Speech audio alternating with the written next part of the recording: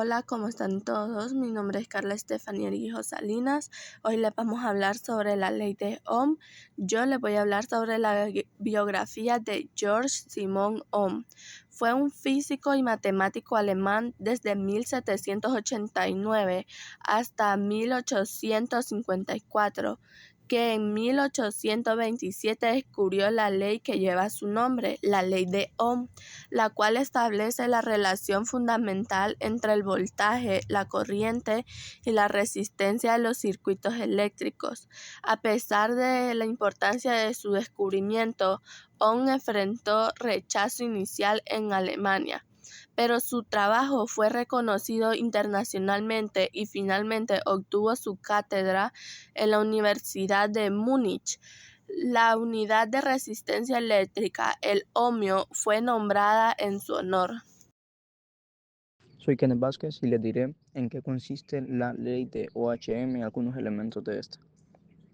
La ley de Ohm establece que la corriente eléctrica en un circuito es directamente proporcional al voltaje e inversamente proporcional a la resistencia y se expresa con la fórmula V igual a I por R, donde voltaje es V, que es la presión que impulsa a los electrones, y es el flujo de estos electrones, y R, que es la resistencia, es la oposición al paso de los electrones.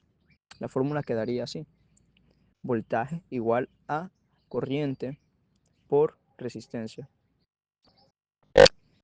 Esta ley es fundamental para entender y calcular las características de un circuito electrónico. ¿Qué es el voltaje? Es la diferencia de potencial electrónico que impulsa a los electrones a moverse. Este se mide en voltios, que es representado con una V mayúscula.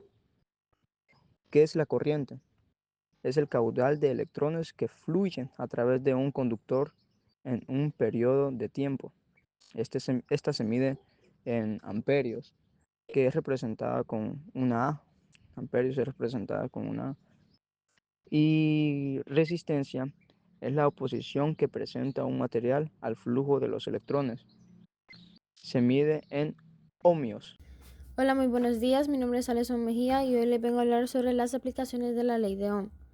1. Diseño de circuitos. Los ingenieros utilizan la ley de Ohm para diseñar y crear circuitos que cumplan especificaciones de voltaje y corriente. 2. Selección de componentes. Se emplea para elegir los componentes adecuados como resistencias para un circuito y garantizar que funcionen correctamente. 3. Diagnóstico y solución de problemas. Permite a los técnicos identificar fallos en sistemas eléctricos como cortocircuitos comparando mediciones con valores teóricos. 4. Calefactores y electrodomésticos. Calentadores, hervidores y otros equipos eléctricos funcionan con el principio de la ley de Ohm, convirtiendo electricidad en calor a través de resistencias. 5. Cargadores de dispositivos. Los cargadores de teléfonos móviles y portátiles dependen de la ley de Ohm para el funcionamiento correcto de sus fuentes de alimentación de corriente continua. Buenos días, soy David Núñez y hoy voy a hablarles sobre las fórmulas de la ley de Ohm. La ley de Ohm establece la relación entre el voltaje, la corriente y la resistencia en un circuito eléctrico. Se pueden derivar tres fórmulas principales de esta ley, dependiendo de la variable que se desee calcular. El cálculo del voltaje. El voltaje se calcula multiplicando la corriente por la resistencia. La fórmula utilizada es voltaje igual a corriente por resistencia.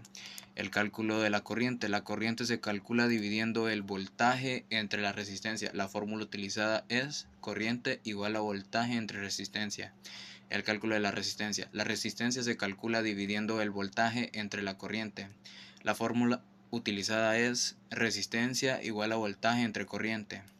Las tres fórmulas de la ley de Ohm son voltaje igual a corriente por resistencia para el voltaje, corriente igual a voltaje entre resistencia para la corriente y resistencia igual a voltaje entre corriente para la resistencia. Hola, muy buenas a todos. Mi nombre es Antonio. Espero que ustedes se encuentren bien y yo les quiero comentar sobre lo que viene siendo ejemplos de la ley de Ohm.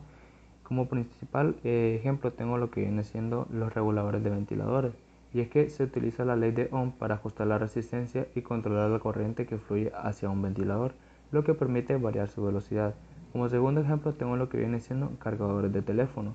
En un cargador, la ley de Ohm ayuda a calcular el voltaje y la corriente necesarios para una carga segura y eficiente del dispositivo.